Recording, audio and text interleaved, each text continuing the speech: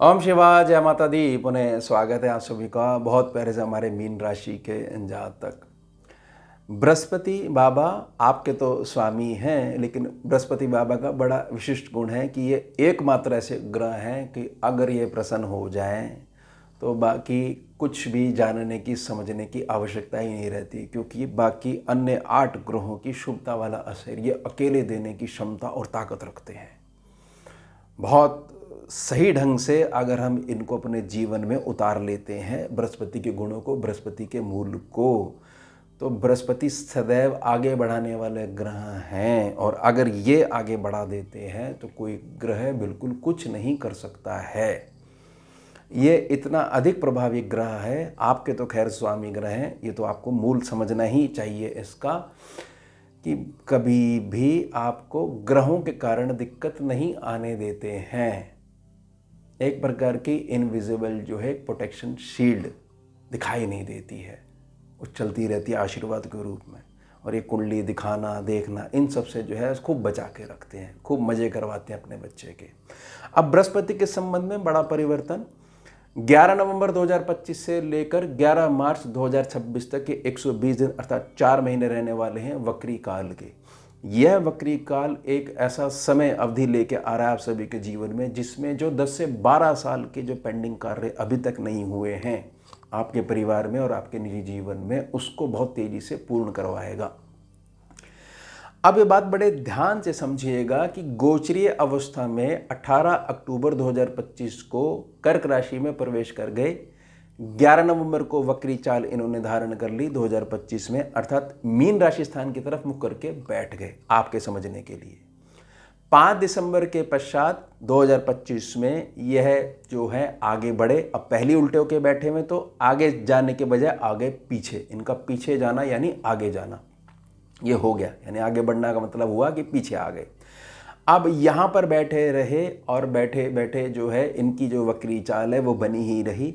11 मार्च 2026 के पश्चात जो है ये पुनः जो है सामान्य चाल में आ गए और 2 जून 2026 को ये पुनः कर्क राशि स्थान में आ गए, जहाँ 18 अक्टूबर 2025 में इन्होंने प्रवेश करा था। अब इसमें जो वक्री काल 120 दिनों का ये दिशा और दशा बदलने के लिए आ रहा है। बहुत ज़्यादा पॉजिटिव काल आने वाला है। सबसे पहले समझिए कि जहाँ पर बैठे हुए हैं कर्क राशि स्थान, यह आपका शुभ पंचम त्रिकोण भाव है। अब यहाँ पर सबसे बड़ा फायदा ये होने वाला है कि आपके जीवन में जो आपने कल्पना करी हुई है कि मैं अपने जीवन में अपनी यह पोजीशन चाहता हूँ, तो उसके लिए जो आपको मेहनत करने का मौका नहीं मिल पा रहा, साधन नहीं मिल पा रहे, साथ नहीं मिल पा रहा, उसको डीप डाउन लेवल पे ले जाने वाले हैं। जिस स्थान पे वक्री हो रहे हैं उसकी माइनिंग करना शुरू करवा देते हैं देवगुरु बृहस्पति देव। साथ ही साथ जैसे 11 नवंबर के पश्चात जब वक्री चाल में आ जाएंगे तो वक्री दृष्टि जहाँ पर 3 नंबर लिखा हुआ है उस स्थान को निखारना शुरू कर देंगे, तो सुख की, समृद्धि की जो है बरसात होनी शुरू हो जाएगी, जिसका सीधा असर आपके कर्म क्षेत्र पे पड़ने लग जाएगा। साथ ही साथ यहाँ जो ये काल रहेगा 5 दिसंबर तक का, इस पे बहुत अधिक जो है आपका भाग्य आपका साथ देगा। जिस जगह आपकी चाल बनी रहेगी अर्थात जिस जगह आपके कदम ये करवाने लग जाएगा, चाल बनवाने लग जाएगा, तो उस जगह पहले से ही जातक जो है आपके वेलकम में खड़े हुए मिलेंगे। ये इस हद तक जो है आपके फेवर में आ रहा है। साथ ही समझिए कि सप्तम अमृतमय दृष्टि हर प्रकार के लाभ को आपके जीवन में लेके आ जाएगी। ना कि यह है कि सोचा तो ये था कि इतने काम बन जाएंगे, सिर्फ एक ही छोटा सा मेरा कार्य सिद्ध हो पाया, बाकी 4 कार्यों का आज भी मुझे जो है प्रतीक्षा है कब पूरे होंगे। ध्यान बना के रखिएगा, सर्वलाभ सेक्शन है ये, हर प्रकार का लाभ जो है वो चल के आना शुरू हो जाएगा। अब जब ये सारी चीजें होती हैं तो जातक उसी विचारधारा के साथ नहीं चल सकता है, तो बृहस्पति बाबा हर प्रकार से आपकी चाल ढाल, सोच, नीतियां, इन सब में परिवर्तन करवाने वाले हैं। बड़ी सहजता से आप उसको स्वीकार करते हुए बहुत अच्छे से वेलकम करोगे इन नए चेंजेस का। अब जब 5 दिसंबर के पश्चात जब ये सुख स्थान में आ जाएंगे तो इनके पास एक वक्री दृष्टि और अभी भी बनी हुई है, क्योंकि ये जो है अभी 11 मार्च 2026 तक जो है आपकी यात्राओं वाले सेक्शन को, जहाँ पर वृषभ राशि है, तीसरा भाव है, छोटी यात्राओं वाले सेक्शन को, आपके अनुज वाले सेक्शन को और आपकी प्रकृति क्या है, निजी प्रकृति क्या है, क्या आपकी जो है स्ट्रेंथ है और क्या पॉसिबिलिटी है, उसके आधार पर उसको निखारना शुरू कर देंगे।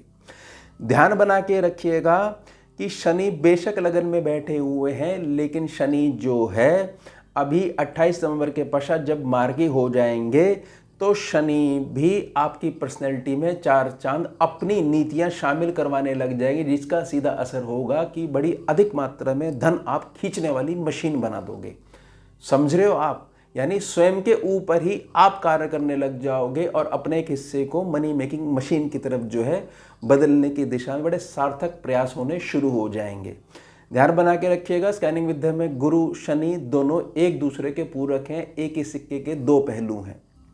अब समझिए, शनि जैसे ही 28 नवंबर के पश्चात मार्गी हो जाएंगे तो जहां से तीसरी दृष्टि डाल रहे हैं, जहां पर वृषभ राशि स्थान यानी 2 नंबर लिखा हुआ है, यहां पर वक्री दृष्टि बृहस्पति की 12वीं भी पड़ रही है, तो गुरु शनि दोनों मिलकर स्थान को निखारने लग जाएंगे। तो मीन राशि के ऐसे जातक या मीन लगन के ऐसे जातक जिनकी कंप्लेंट में यह बना हुआ है कि हमने अपना एक तरफा जीवन जिया है, बहुत सारा लाभ जानबूझकर जो है हमारे छोटों को दे दिया गया है, हमारे को उससे किसी प्रकार की कोई परेशानी नहीं है, लेकिन अभी भी आत्मिक रूप से हमारे बीच में गैप बना हुआ है, तो प्रकृति इस विषय को, पुराने विषय को, कई सालों पहले वाले विषय को उठाएगी और इसमें आपके न्याय पक्ष को सबके सम्मुख उजागर करेगी। या ऐसा समझ लीजिए कि यहाँ से जीवन का रूपांतरण होना शुरू हो जाएगा 28 नवंबर के पश्चात, और एक नई पर्सनैलिटी के रूप में मीन राशि या मीन लगन का जातक निखर के सबके सम्मुख आएगा। सूरज हो गए, सूरज को बताने की आवश्यकता नहीं होती कि मेरा उदय हो चुका है, सबको पता लग जाती है, घर बैठे ही बैठे पूरे संसार को पता लग जाती है। अब यहाँ से जो ये दृष्टियाँ डालेंगे, तो यह दृष्टियाँ जो रहेंगी ये 120 दिन का जो काल रहेगा, 5 दिसंबर के पश्चात से आप इसमें ज़्यादा संभावना खोजिएगा।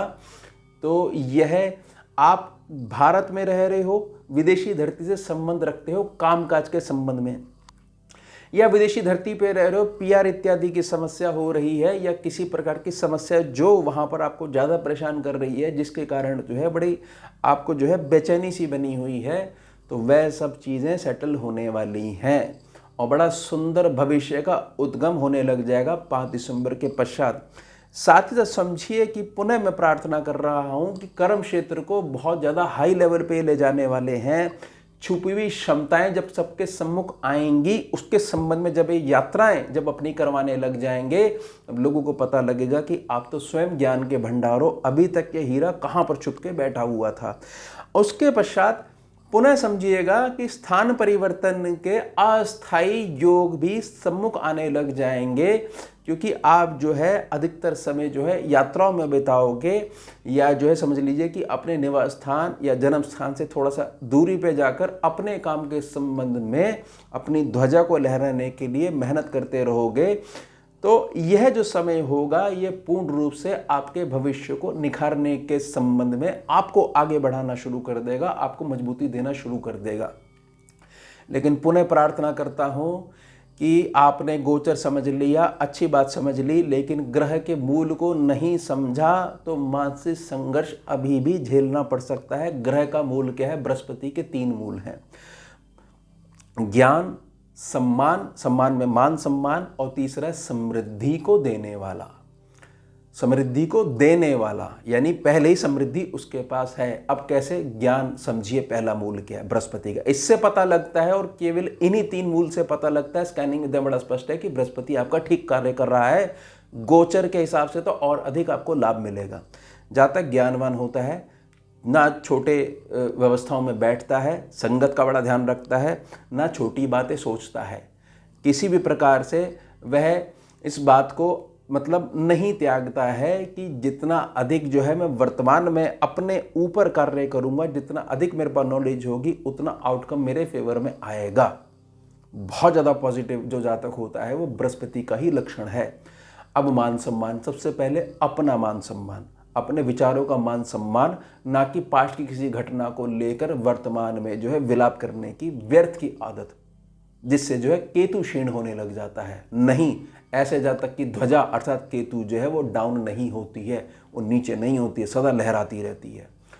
और सम्मुख व्यक्ति जो आता है उसका भी मान सम्मान करता है ऐसा जातक। मानसिक रूप से भी सम्मान करता है, यानी पीठ पीछे भी उसका सम्मान जो है वह करना नहीं भूलता। शारीरिक रूप से तो बहुत आदर सम्मान के साथ आसन प्रोवाइड करवाता है और समृद्धि को देता है। समृद्धि को देने के लिए एक गुण इस जातक के अंदर होता है जिसपे बृहस्पति कृपा होती है कि मेरा परिवार मेरे लिए सर्वप्रथम। मैं शारीरिक रूप से कितना भी दूर क्यों ना बैठा हूं, लेकिन मेरे लिए सिर्फ और सिर्फ मेरे घर वाले ही मेरी सोच में बने रहते हैं। ये अगाढ़ प्रेम की नींव है। तो जातक जहां जाता है, जिस कंपनी में जाता है, जिस व्यापार स्थली पे जाता है, तो वहां पर समृद्धि को देने लग जाता है। ऐसे जातक के साथ आप खड़े होकर बात करो तो आपको लगेगा, क्योंकि बृहस्पति अच्छा है। बृहस्पति अच्छे का मतलब है कि अच्छा भविष्य करता, अच्छी पकड़ विश्व के ऊपर, समझे। यानी भविष्यवाणी करने के लिए बृहस्पति की मजबूती बहुत ज़्यादा आवश्यकता होती है। इसकी स्कैनिंग विद्या के सूत्र हैं ये। तो ऐसे जातक के पास खड़े हो जाओ तो स्वतः ही सॉल्यूशन मिलने लग जाते हैं। इसलिए कहा गया कि ऐसा जातक समृद्धि को देने वाला होता है। और समृद्धि को लाता कहाँ से है? अपने विचारों से। जैसे ही विचार में परिवर्तन आया, ग्रह के साथ आपकी वाइब्रेशन मैच कर गई। जैसे रेडियो पे स्टेशन मैच करने के लिए सुइयां घुमानी पड़ती हैं, तो ये सुइयां घुमाने के लिए 3 मूल हैं। अगर कोई भी जातक बहुत अच्छे तरीके से समझ लेता है सभी सूत्रों को, लेकिन ग्रह के मूल को अपने निजी जीवन में नहीं अपनाता है, तो संघर्ष बना रहता है, जिसके कारण जो है व्यथा बनी रहती है, यानी आनंद दूर रहता है जीवन में। इसलिए मैं हमेशा प्रार्थना करता हूँ, गोचर व्यवस्था में केवल और केवल ग्रह के मूल को आपने पकड़ना है। ग्रह को मूल को पकड़ने का अर्थ यही है कि समृद्धि देने वाले की दिशा में अब आगे बढ़ने लग गए आप। तो इन चीज़ों का थोड़ा सा ध्यान बना के रखिएगा, क्योंकि बहुत सारी चीज़ें बदलने वाली हैं। तो यह हो गया हमारा उत्तम विषय। मिलते हैं आपसे अगले भाग में नए विषय के साथ। जुड़िए और जोड़िए। ओम शिवा, जय माता दी।